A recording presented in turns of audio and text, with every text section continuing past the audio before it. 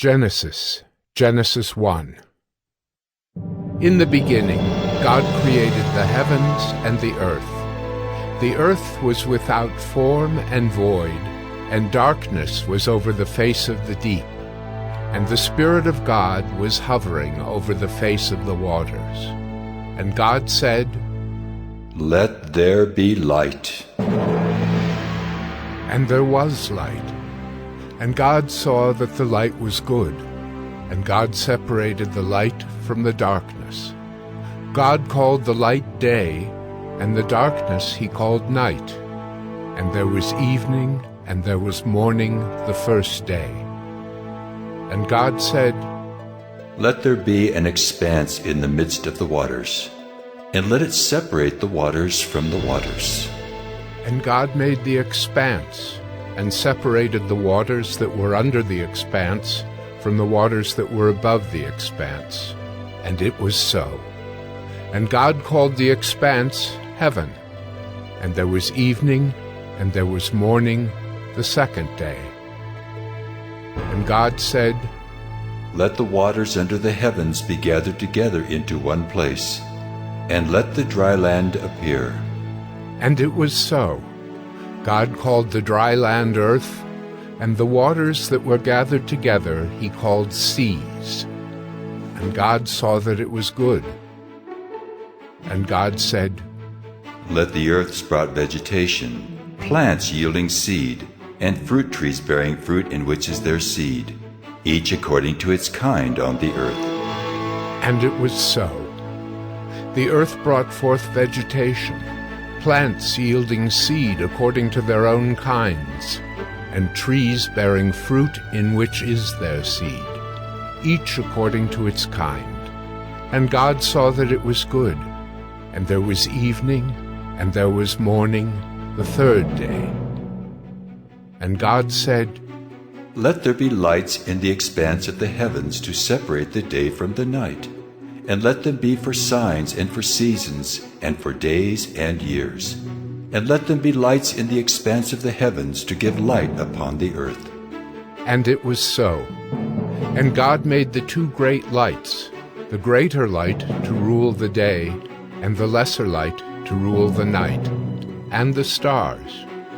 And God set them in the expanse of the heavens to give light on the earth, to rule over the day and over the night, and to separate the light from the darkness. And God saw that it was good.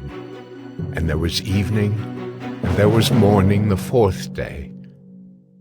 And God said, "Let the waters swarm with swarms of living creatures, and let birds fly above the earth across the expanse of the heavens." So God created the great sea creatures and every living creature that moves, with which the waters swarm according to their kinds, and every winged bird according to its kind. And God saw that it was good. And God blessed them, saying, "Be fruitful, and multiply, and fill the waters in the seas, and let birds multiply on the earth." And there was evening, and there was morning the fifth day. And God said, "Let the earth bring forth living creatures according to their kinds, livestock and creeping things, and beasts of the earth according to their kinds." And it was so.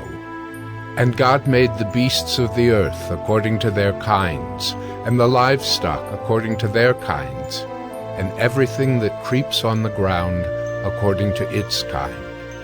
And God saw that it was good. Then God said, "Let us make man in our image, after our likeness, and let them have dominion over the fish of the sea, and over the birds of the heavens, and over the livestock, and over all the earth, and over every creeping thing that creeps on the earth." So God created man in his own image. In the image of God he created him. Male and female he created them. And God blessed them. And God said to them, "Be fruitful and multiply, and fill the earth and subdue it, and have dominion over the fish of the sea, and over the birds of the heavens, and over every living thing that moves on the earth. And God said, Behold, I have given you every plant yielding seed that is on the face of all the earth, and every tree with seed in its fruit. You shall have them for food. And to every beast of the earth, and to every bird of the heavens, and to everything that creeps on the earth, everything that has the breath of life, I have given every green plant for food. And it was so. And God saw everything that he had made, and behold, it was very good. And there was evening, and there was morning, the sixth day. Genesis 2. Thus the heavens and the earth were finished, and all the host of them. And on the seventh day God finished his work that he had done, and he rested on the seventh day from all his work that he had done. So God blessed the seventh day, and made it holy, because on it God rested from all his work that he had done in creation. These are the generations of the heavens and the earth when they were created, in the day that the Lord God made the earth and the heavens. When no bush of the field was yet in the land, and no small plant of the field had yet sprung up, for the Lord God had not caused it to rain on the land, and there was no man to work the ground. And a mist was going up from the land, and was watering the whole face of the ground. Then the Lord God formed the man of dust from the ground, and breathed into his nostrils the breath of life, and the man became a living creature. And the Lord God planted a garden in Eden, in the east, and there he put the man whom he had formed. And out of the ground the Lord God made to spring up every tree that is pleasant to the sight and good for food. The tree of life was in the midst of the garden, and the tree of the knowledge of good and evil. A river flowed out of Eden to water the garden, and there it divided and became 4 rivers. The name of the first is the Pishon. It is the one that flowed around the whole land of Havilah, where there is gold. And the gold of that land is good. Bdellium and onyx stone are there. The name of the second river is the Gihon.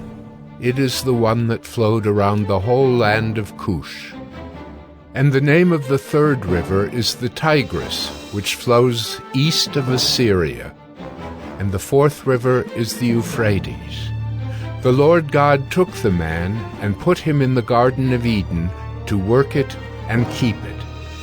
And the Lord God commanded the man, saying, You may surely eat of every tree of the garden, but of the tree of the knowledge of good and evil you shall not eat. For in the day that you eat of it, you shall surely die.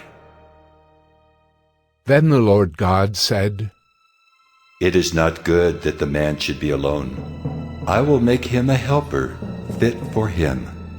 Now out of the ground the Lord God had formed every beast of the field and every bird of the heavens, and brought them to the man, to see what he would call them. And whatever the man called every living creature, that was its name. The man gave names to all livestock, and to the birds of the heavens, and to every beast of the field. But for Adam there was not found a helper fit for him. So the Lord God caused a deep sleep to fall upon the man, and while he slept took one of his ribs and closed up its place with flesh. And the rib that the Lord God had taken from the man he made into a woman, and brought her to the man. Then the man said, This at last is bone of my bones, and flesh of my flesh. She shall be called woman, because she was taken out of man. Therefore a man shall leave his father and his mother, and hold fast to his wife, and they shall become one flesh. And the man and his wife were both naked, and were not ashamed.